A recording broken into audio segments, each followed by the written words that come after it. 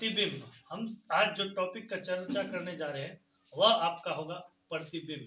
तो प्रतिबिंब का समझिए, किसी दर्पण से परावर्तन के बाद प्रकाश जो टकराकर किसी बिंदु से वापस आ रही है, वह टकराने के बाद एक बिंदु पर मिलती हुई प्रतीत होगी या मिलती है।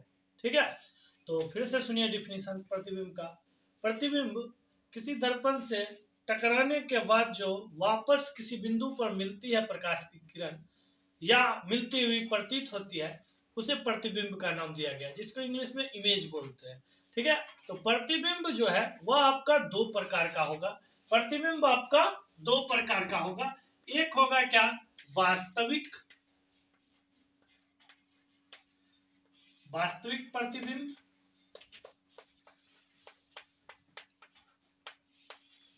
एक होगा आपका आभासी, जिसको काल्पनिक भी कहते हैं। एक होता है आपका आभासी प्रतिबिंब। ठीक है, समझिए बात को। पहला वास्तविक प्रतिबिंब और दूसरा आभासी प्रतिबिंब। वास्तविक प्रतिबिंब में क्या है, वह किरण जो है, प्रकाश की किरण दर्पण से परावर्तन के बाद एक बिंदु पर मिलती है। ठीक है, दर्पण से परावर्तन के बाद एक बिंदु पर मिलती है, यानी एग्जैक्ट है कि वह मिलेगी। ठीक, तो यह आपकी क्या होगी, वास्तविक प्रतिबिंब। हाँ, तो वास्तविक प्रतिबिंब का एक लॉजिक याद रखिएगा, वास्तविक प्रतिबिंब हमेशा वस्तु की अपेक्षा उल्टा होगा। ठीक है, वास्तविक प्रतिबिंब क्या होगा, उल्टा होगा। याद रखिएगा, वास्तविक कैसा होगा, उल्टा होगा। वास्तविक हमेशा कैसा होगा, उल्टा होगा। याद रखना, इसको हम पर्दे पर प्राप्त कर सकते हैं। ठीक है, क्या कि फोटो जो बन रहा है, फोटो जो बनता है वह आपका वास्तविक के तहत काम करता है, क्या कि उसका एग्जैक्ट हमको पता चलता है कि ये है, इतना दूर में ये है। ठीक है, तो वास्तविक प्रतिबिंब को हम पर्दे पर उतार सकते हैं, समझ गए। और बात आती है आभासी प्रतिबिंब। तो आभासी प्रतिबिंब प्रकाश की किरण दर्पण से टकराने के बाद जिस बिंदु पर मिलती हुई प्रतीत हो, यानी एग्जैक्ट मिला नहीं है, वह मिलती हुई प्रतीत हो रही है, तो इसे हम आभासी प्रतिबिंब बोलेंगे। ठीक है, उसके बाद आपका आएगा आभासी। आभासी का क्या करता है, ये काम है सीधा। आभासी मतलब सीधा।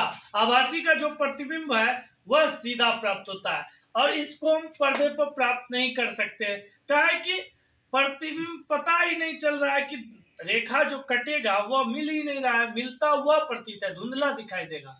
ठीक है, तो वास्तविक और आभासी में यही अंतर है कि यह उल्टा प्रतिबिंब बनाता है वास्तविक, आभासी कैसा बनाता है, सीधा प्रतिबिंब बनाता है। वास्तविक पर्दे पर प्राप्त होगा, आभासी पर्दे पर प्राप्त नहीं होगा। अब आता है तीसरा दर्पण, जो है वो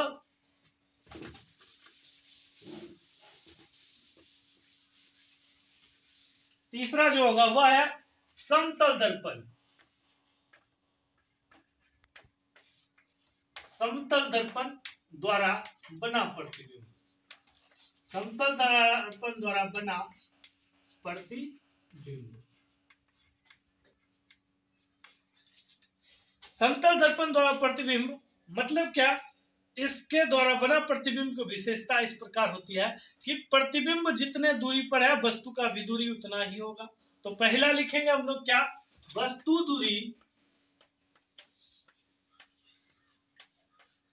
बराबर प्रतिबिंब दूरी, वस्तु दूरी बराबर प्रतिबिंब दूरी।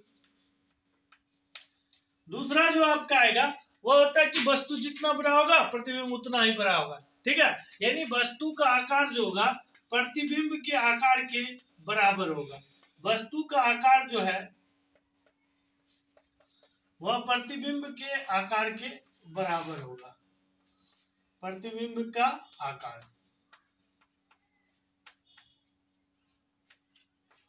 तीसरा पॉइंट क्या है, यह आभासी प्रतिबिंब बनाता है। कौन सा प्रतिबिंब बनाएगा, आभासी।